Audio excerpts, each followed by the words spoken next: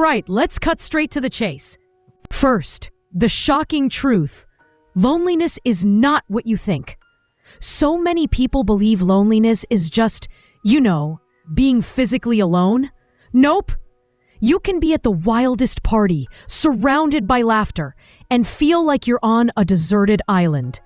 Or you could be blissfully alone in a cabin in the woods, feeling completely whole. Loneliness, my friends, is purely subjective. If you feel lonely, then guess what? You are lonely. It's your personal, internal experience. And get this. That old stereotype? Oh, lonely people just don't know how to talk to others. They're awkward. Science says wrong. For adults, study after study shows social skills make almost no difference in whether you feel connected or not. Mind-blowing, right? Money, fame, looks, a killer personality, none of these are a magic shield against loneliness. Why? Because it's wired into us. Second, your body's ancient alarm system. Imagine this. Loneliness is a bodily function, just like hunger. Seriously, hunger screams, hey, you need food to live. Well, loneliness screams, hey, you need connection to live. Your body cares deeply about your social needs. Why? Flashback millions of years. Our ancestors, their survival depended absolutely on sticking together. Collaboration, forming bonds, that was the key to not becoming lion lunch, to finding food, to raising the next generation. Our brains literally grew to be amazing at reading others, at connecting. Being social became as fundamental as breathing. Think about it. You were born into a tribe. Being kicked out? That was a death sentence. So your body developed social pain. That sting of rejection? That's an evolutionary kick in the pants. An early warning system yelling, whoa, change your behavior or you're out. The ancestors who felt rejection more painfully, they were more likely to fix things, stay in the tribe, and, well, survive to pass on their genes. That's why rejection hurts so much, and why loneliness can feel like a deep physical wound. It's supposed to. Third, how we accidentally built a lonely world. For most of human history, this system worked. But then, we started changing the world. Fast. This modern loneliness epidemic, it didn't just pop up. It started creeping in centuries ago, with a growing focus on the individual. Then, bam, the Industrial Revolution. People left tight-knit villages for giant impersonal factories. Communities dissolved. Cities exploded. And today, we move constantly for jobs, for love, for education. Leaving our support networks scattered like dust. We see fewer people less often.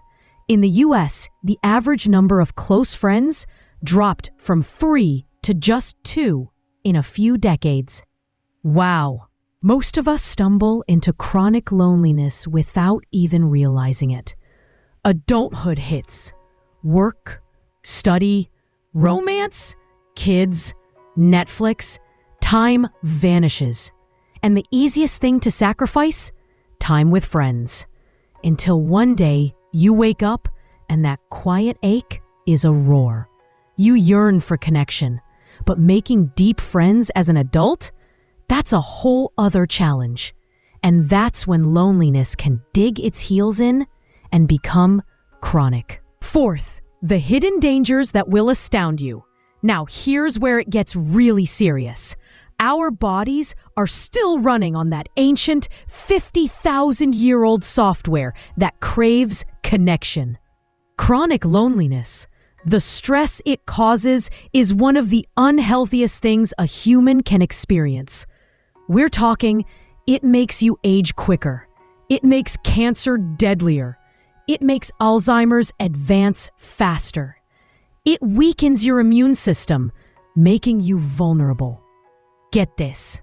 Chronic loneliness is twice as deadly as obesity, and as deadly as smoking a pack of cigarettes a day. Yes, you heard that right. A pack a day. This isn't just feeling sad. This is a serious health crisis. Fifth, the vicious cycle, how loneliness traps your mind. And the most dangerous part? Once loneliness becomes chronic, it can become self-sustaining. Your brain, bless its ancient heart, goes into self-preservation mode. It starts seeing danger and hostility everywhere, even when it's not there. Here's the crazy part. Studies show that when you're lonely, your brain becomes more alert to social signals, but at the same time, it gets worse at interpreting them correctly. You're paying more attention, but understanding less. The part of your brain that recognizes faces can get so out of whack, it starts seeing neutral faces as hostile. You start assuming the worst about people's intentions. They didn't wave back, they must hate me. This perceived hostile world makes you more self-centered to protect yourself. And that, ironically, can make you appear more cold, unfriendly, or awkward than you truly are. It's a trap, a vicious cycle that goes something like this. Initial isolation leads to tension and sadness. This makes you focus only on negative interactions. Your thoughts about yourself and others turn dark. This changes your behavior. You start avoiding people, declining invitations, not answering calls. Which leads to, you guessed it, more isolation. Each time, the cycle gets stronger, harder to break, and can spiral into depression. It's like being caught in a whirlpool. Sixth, breaking free, your first steps to reconnection. Okay, deep breath. That was a lot, but understanding the trap is the first step to escaping it. So, what can you do? 1. Acceptance. This is huge. Loneliness is a totally normal human feeling. There's nothing to be ashamed of. Everybody, and I mean everybody, feels it at some point. It's universal. You can't just ignore it away. Accept you feel it, then you can start tackling its cause. 2. Challenge your focus. Pay attention to your attention. Are you only seeing the negative? Was that interaction with a colleague really all bad? Or was it neutral, maybe even positive? What did they actually say? Did they say something mean? Or did your lonely brain add extra negative meaning to their words? Maybe they were just busy, not rejecting you. 3. Question your thoughts. Are you automatically assuming the worst about people's intentions? Do you walk into a social situation already convinced it's going to be awful? Do you believe deep down that nobody wants you around? If so, can you just try to give others the benefit of the doubt? Can you risk being a little open, a little vulnerable again? It's scary, I know, but it's vital. 4. Examine your behavior. Are you actively avoiding chances to connect? Are you looking for excuses to say no? Are you pushing people away before they can, you think, hurt you? Are you really looking for new connections? Or have you kind of given up? Be honest with yourself. 7th, the most important reminder. Now, every single person's situation is unique. Sometimes, introspection alone isn't enough, and that is perfectly okay. If you feel like you're stuck in this, if you feel unable to break this cycle by yourself, please reach out and get professional help. Talking to a therapist or counselor isn't a sign of weakness. Oh no, it's a sign of incredible courage and strength. It means you're ready to fight for your well-being. Look, humans are amazing.